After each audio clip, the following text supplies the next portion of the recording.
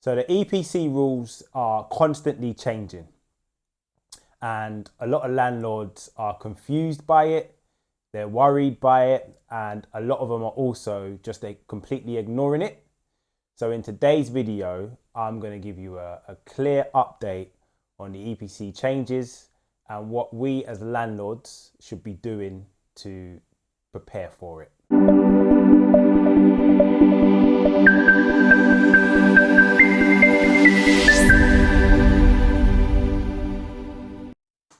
Craig Parker here from Parker's Property Sourcing, just coming at you with another video today.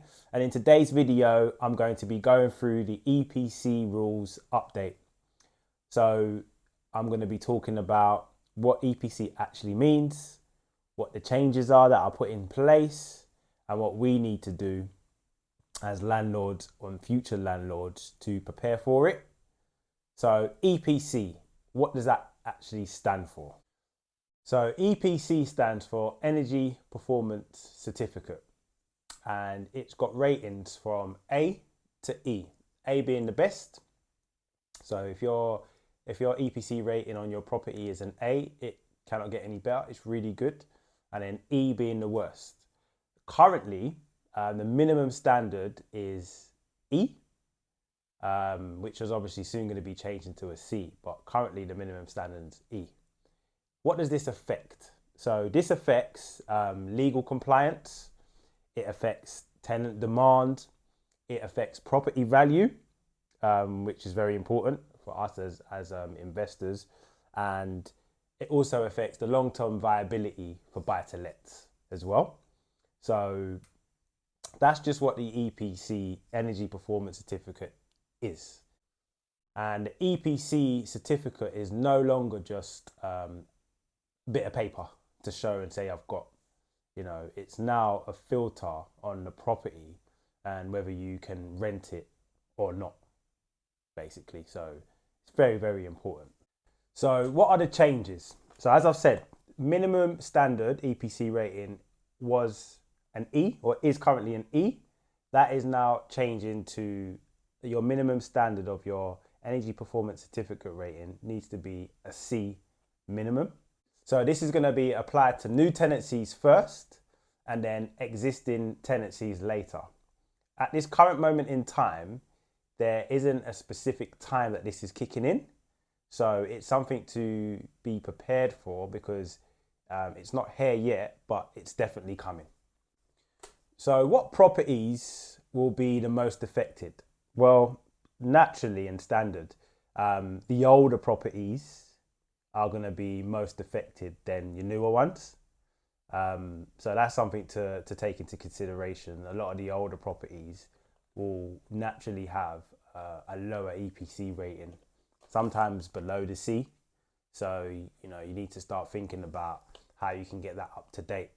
So I'll give you a few things that you can improve on the house to help with the EPC rating.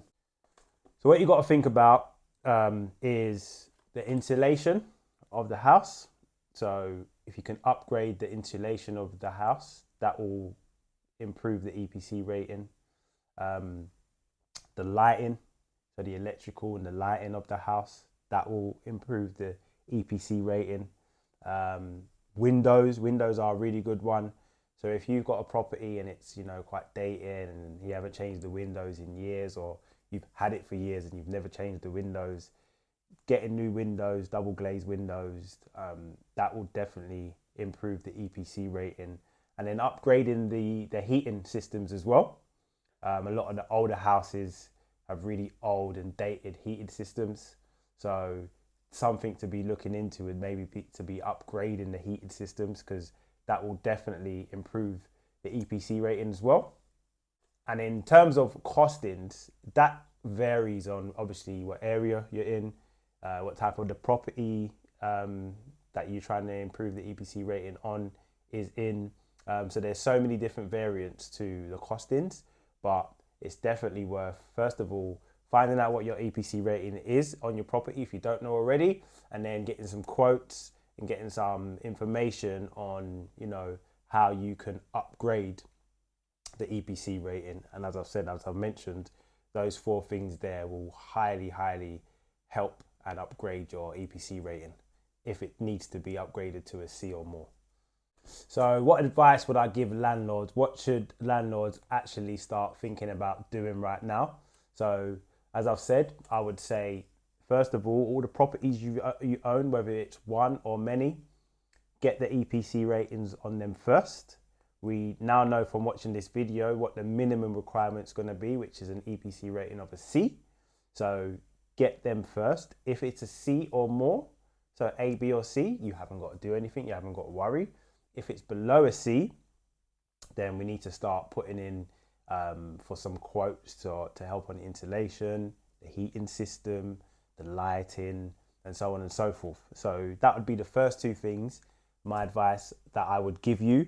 And then thirdly would be to educate yourself a bit more. So it's to understand the exemptions and the caps, because there are some properties that may be exempt from this rule. But that, again, that's down to your individual property, your individual council. So you need to find that out yourself and work out if your property is exempt from it or there are caps on it. And then lastly, I would say plan these upgrades over time. All the learning that I've done, all the teaching that I give is you always got to make sure that you've got some money left in your kitty on a monthly basis, you know, for things like this, for management and voids. I put it, and when I'm buying a property, I'm always taking into consideration when working out my return on my investment is management and void periods. So I'm always putting some money aside that I get from the rent to help with that. And this is where these sort of things come into play. So I would be saying, over time, start to plan the upgrades on your property if needed, by using the money that you're getting on a monthly basis to slowly improve the windows, the heating system, the insulation of the house. So my final thoughts on this, I would say, is the EPC changes that are coming won't kill buy-to-let. It's definitely not here to kill buy-to-let. It's here to improve the standards of us as landlords and the living and standards of, you know, for the tenants that live in our properties, you know. So it's not here to kill buy-to-let, that's for sure.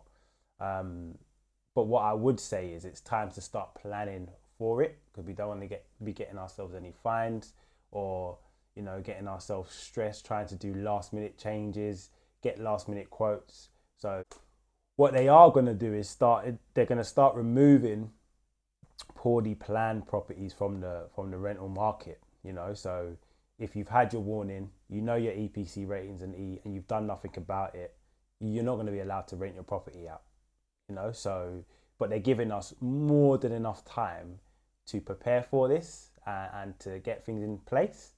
So I would strongly urge that, you know, we start preparing, start getting quotes, start getting things into place to improve our EPC rating for our tenants. So I would say landlords who adapt early are going to be fine, who start planning early and start taking things in consideration from now are going to be fine. They'll have no problems whatsoever. The ones who choose to ignore it and just keep brushing it under the carpet, they may be forced into a decision later on down the line. So, you know, take this video in, save it, do whatever you need to do. But, you know, I've given some tips on how you can improve your EPC rating. Firstly, obtain one if you haven't got it, find out what your EPC rating is on your property, and then take it from there, you know. But really hope you've enjoyed today's video. Don't forget to like, share, subscribe. The channel is slowly growing. You know, really appreciate all my subscribers. I hope you guys are enjoying the content. Make sure you share it. The more people that see it, the better. And the more videos then I can continue to make, you know. I've been Craig Parker. Till next time.